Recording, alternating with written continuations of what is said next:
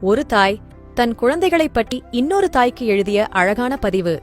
சின்ன சின்ன குறும்புகளோடும் சண்டைகளோடும் விவாதங்களோடும் மட்டுமல்ல, அப்போதெல்லாம் என் வீடு மிக உச்சக் கலகலப்போடும் கும்மாளங்களோடும் வயிறு குலுங்கச் சிரிக்கும் நகைச்சுவைகளோடும் புன்னகைகளோடுமே அதிகம் நிறைந்திருந்தது. புத்தகங்கள் வீடு முழுவதும் ஆங்காங்கே எரியப்பட்டு கிடக்கும். பென்சில்களும் கொப்பிகளும் திரும்பும் இடமெங்கும் அலங்கோலமாய் வீசப்பட்டு காட்சியளிக்கும். கடந்த வாரம் துவைத்திருக்க வேண்டிய துணிமணிகளும் 2 வாரத்துக்கு முந்தி துவைத்தெடுத்த உடுப்புகளும் என் படுக்கையறை கட்டிலிலும் மேசைகளின் மீதும் குவிந்து கிடக்கும். தினமும் காலையில் அவர்களை எப்போதுமே நான் கடிந்து கொண்டிருந்தேன். அவர்கள் அலங்கோலமாக்கிய என் வீட்டினை ஒழுங்குபடுத்தும் வரை என் சத்தத்தால் அவர்களை சங்கடப்படுத்தியிருந்தேன்.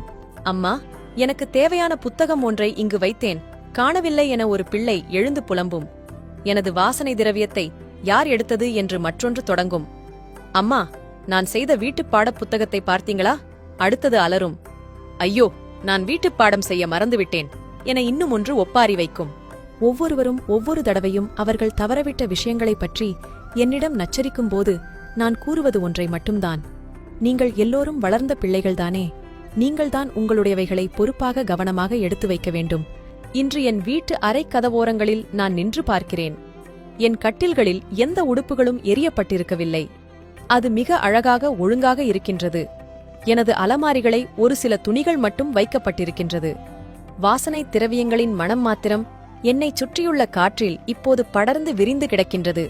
அவர்கள் எல்லோருக்கும் தனித்தனியான வாசனை திரவியங்கள் அப்போது இருந்திருந்தது. இனி அந்த மணங்களின் நினைவுகள் மட்டுமே என் வெறுமையான இதயத்தின் வலியை நிரப்பக்கூடியது என நம்புகின்றேன். இப்போதெல்லாம் என்னிடம் சில நினைவுகள் மட்டுமே எஞ்சி நிற்கின்றன. அது அவர்களின் சிரிப்பொலிகளின் நினைவுகளாகவோ, சின்ன சின்ன சண்டைகளின் நினைவுகளாகவோ, மீளக்காண கிடைக்காத குறும்புகள் பற்றிய ஞாபகங்களாகவோ, அவர்கள் தந்த மிக கணகணப்பான கட்டி அணைத்தல்கள் பற்றிய எண்ணங்களாகவோ தொடர்கின்றன. இந்த வீடு இப்போதெல்லாம் மிகச் சுத்தமாக இருக்கின்றது. ஒழுங்கு குலையாமல் வைத்த இடத்திலேயே அப்படியே இருக்கின்றது. ஒரு தியான மண்டபத்தைப் போல் மிக அமைதியாக காட்சி தருகின்றது. ஆனால் மனிதர்கள் வாழாத ஒரு பாலைவனத்தைப் போல இருக்கின்றது. உன் குழந்தைகள் உன் வீட்டினை அலங்கோலம் செய்வதைப் பார்த்து நீ ஒருபோதும் அவர்களை கடிந்து கொள்ளாதே. ஒவ்வொரு தடவையும் அவர்கள் என்னை சந்திக்க என் வீட்டுக்கு வரும்போதும், என்னுடன் சிறிதளவு நேரம் செலவிடும் போதும், மீண்டும் புறப்படத் தயாராகி தமது கைப்பைகளை தோள்களில் போட்டுக்கொள்ளும் போதும் எனது மனது வலிப்பதை இப்போதெல்லாம் நான் உணர்ந்து கொள்கிறேன். கதவுகளை பூட்டியபடி அவர்கள் விடைபெற்றுச் செல்லும் ஒவ்வொரு தடவையும் பூட்டப்பட்ட கதவின் உட்புறமிருந்து கண்ணீருடன் நினைத்துக் கொள்கிறேன்.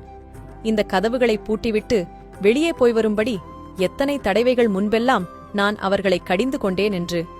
இன்று எனது கதவுகளையெல்லாம் நானே பூட்டிக் கொள்கின்றேன்.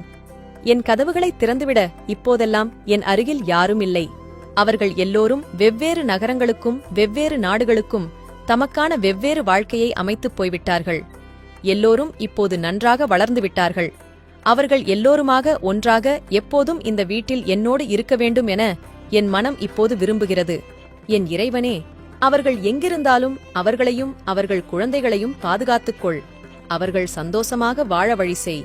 உங்களுடைய குழந்தைகள் இப்போது அந்த சிறிய வயதில் இருந்தால் அதை அனுபவிக்க ஒருபோதும் தவறாதீர்கள்.